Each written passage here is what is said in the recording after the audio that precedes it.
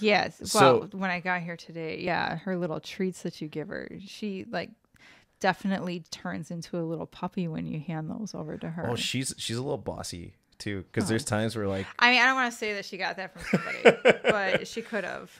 because there's times where like we'll come back from our walk and like I'll be like, you know, sit, get her leash off, and then if I'm not moving fast enough towards that bag, she'll bark at me. She'll be Yeah, like, well, she knows what she deserves. she'll be like, yeah, let's go, bitch. Get your ass moving. Get your ass moving. She knows what's hers. Of course. But no, Yeah. it's crazy to be able to see these personalities and see, you know, especially over a period of time where you see these personalities come out. It truly, you know, you truly start to appreciate every animal. Well, we that we do have, you know, like a handful of them that we, you know, they're easy. They're easy dogs. You have them, you know, they come in, you rescue them as little tiny puppies or something, and they're just friendly. A lot of Western breeds tend to be friendlier than the Bali dogs, you know, because again, those Bali dogs, just their DNA and their genetic makeup is of a wild dog. You know, like I said, you know, think of the American wolf and trying to, you know, cuddle one. Yeah, it's just, I mean, it's probably not going to work out for you, you know? So, I mean, it's just, they're not there a lot with that connection.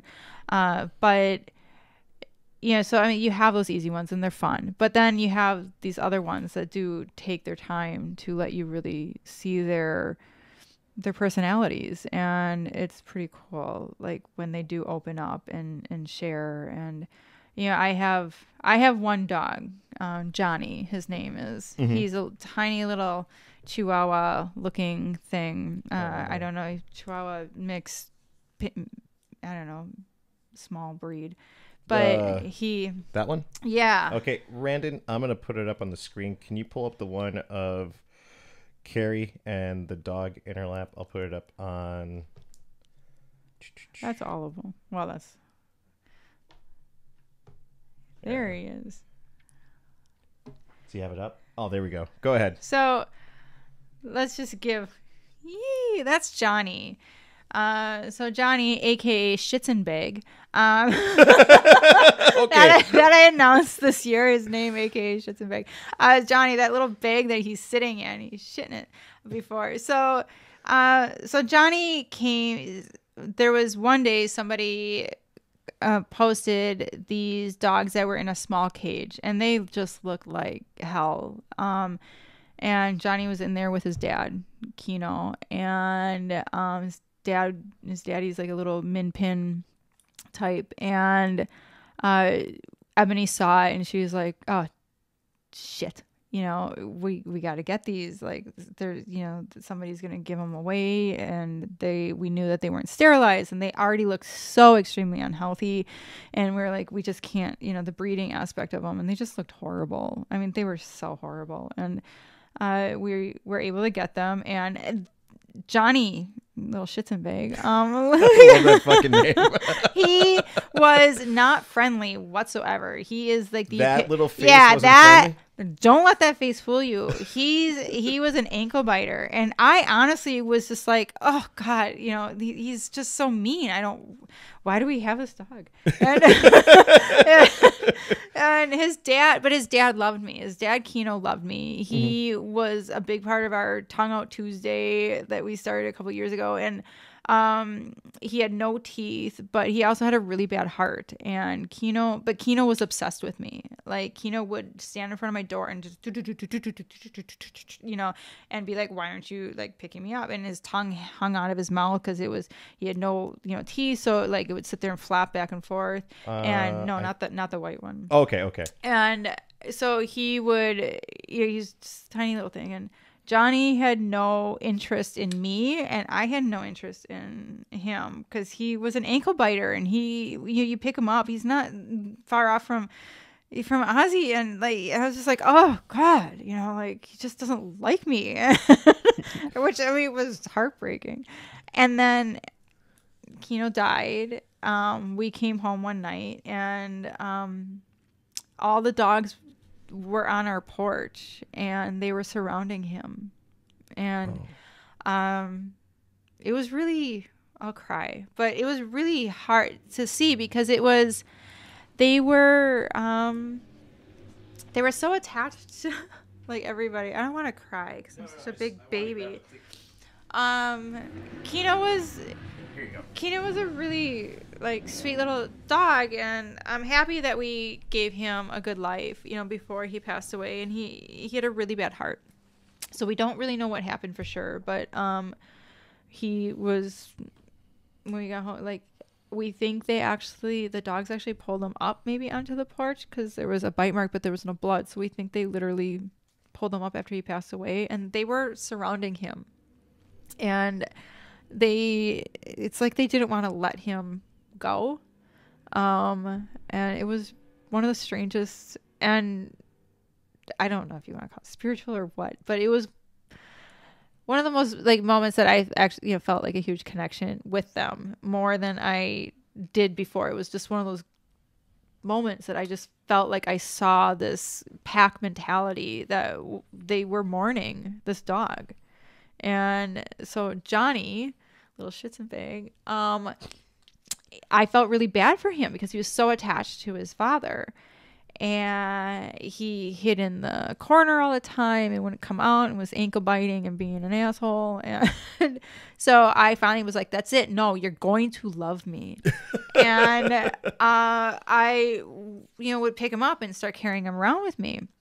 And I finally was like, okay, no, you're going to come cuddle me in bed. Like, I know you want to be my friend. I swear you do. And now he's absolutely obsessed. So he's taken on the role of his father, and like just amplified it. So in a way to get him socialized, because he wasn't socialized whatsoever, I started taking him out in his little carry bag, and I was like, well, we'll take him out. He needs to start to get to know people because he needs to be adopted. Mm-hmm. And, he's this tiny little Western breed and he should be adopted. It's not a problem. And, people always message us and say, oh, I live in, they call it like a COS, like KOS. It's like a COS place, but it might be like the equivalent to like a studio apartment. Okay. And, they're like, so I can't have a big dog, but I would like something small. And so I'm like, oh, somebody like Johnny would be perfect.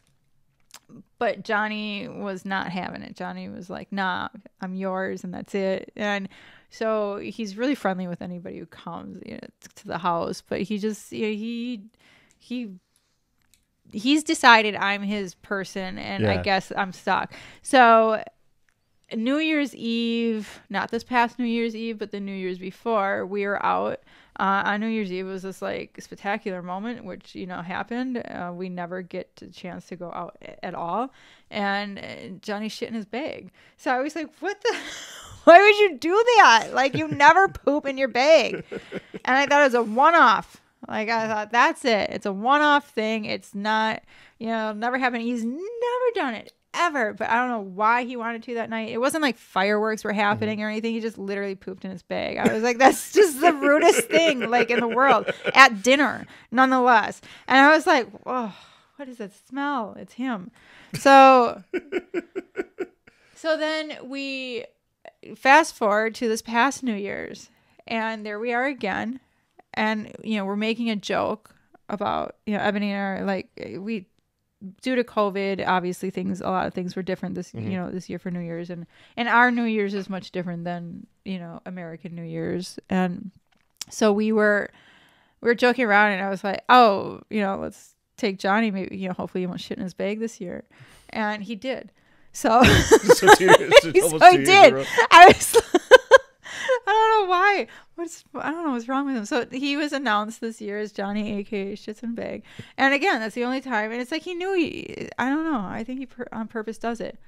But the biggest thing with Johnny was that this New Year's, he was a big emotional support for a dog that we caught on New Year's. So to give an idea of that night, New Year's night, a lot of other people, either you're in the comfort of your own home or you're at a nice party and you're doing a nice thing. And we had to literally have our meal boxed up right as it was about ready to be served to us, boxed up, run out the door of the restaurant and over to our care center. And because we had an emergency rescue for a dog that escaped a dog meat catcher snare. Brandon, I'm just gonna try and bring these up. By the way, for everyone that's at home watching this, Brandon is actually doing this remotely from his TV studio. So, Brandon, do you want to pull up the photos of the dog with the injury? He's got a little bit of a delay, but he'll be able to pull that up. Start with the one in the snare trap, and we'll slowly go through as she tells the story. So that she's a Bali dog, and somebody reported her as a dog that was in their area. It's a street feeder who knew that she was missing for a few days and saw her and couldn't catch her because clearly she was scared. And in this picture, this one, yes.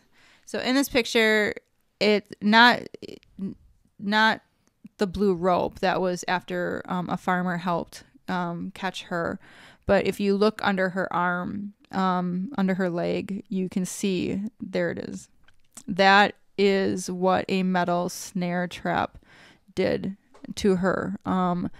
And she was gone for a few days from the street feeder area. And so you can tell by how skinny she is, she lost an extreme amount of weight, and the snare traps tighten as they move. So as she struggled to get away, it tightened more and more on her. And thankfully, we finally were able to catch her, and it just happened to be New Year's Eve night. So that's our life. And we, like I said, got the call that the dog catcher was finally able to get her. And so we rushed into our care center, and our vet, thank the Lord, he was able to rush over, Dr. Katut, and we started surgery that night immediately. And we started caring for her and just promising her that she would never, ever go through this again. So as you can see there in that photo. So we have a different one that's up. Brandon, do you want to go to the next two photos?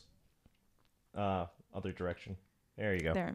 So what we're seeing with this one, her leg was almost completely severed off. And thankfully, that's a very meaty part of a dog, and it didn't cut into her ligaments and didn't cut her bone at all. So we were able to do a very clean surgery on her.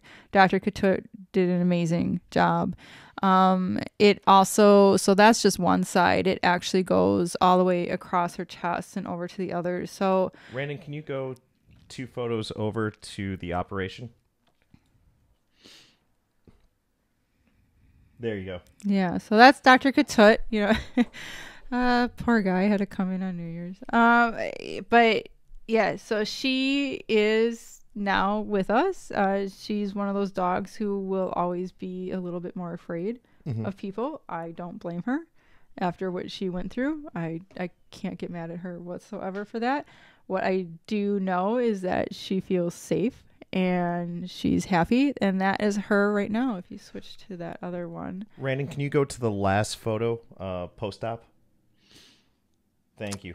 That's her. So she... Look at those eyes. Yeah. What a cutie. I know. That's what I just say to her. I'm like, but I know you want to love me. But it's fine. It's fine if she doesn't right now. She can take her time. She needs to learn to trust people again. And our staff at the care center are amazing. So one of our staff, Frida, she's been able to pet her and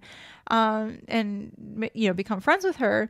And now this little girl, she will only eat out of Frida's hand. So she has Frida wrapped around her fingers that much that Frida has to feed her daily from her hand.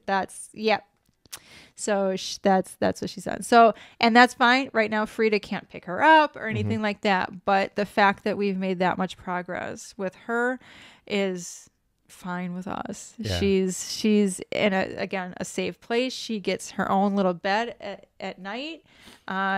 She kind of claims this one little, bed, plastic, dog bed that we have, and that's hers. Everybody, all the other dogs there respect that, and we know she's okay, and she knows she is too. Like, her demeanor and everything is just with people and new people walking into the center. She's not gonna feel comfortable with. And again, we don't euthanize because of that. We don't, say it's a lost cause. She's worth it. Those eyes are worth it. Everything about her is worth it. So. She's an adorable pup. Yeah, I mean, just absolutely amazing. What you've done with these animals. I'm trying to get out of streaming this to the TV. There we go. Like I said, you have all these amazing stories. Johnny shits in bags. Johnny shit in bags. Yeah. That's my baby. This dog as well, and then being able to care for them as well, and then if you're able to find them homes, like this is amazing. And like I said, when the opportunity came up, I definitely wanted to jump on it to be like, I want to get you on here. I want to be able to talk about all this stuff.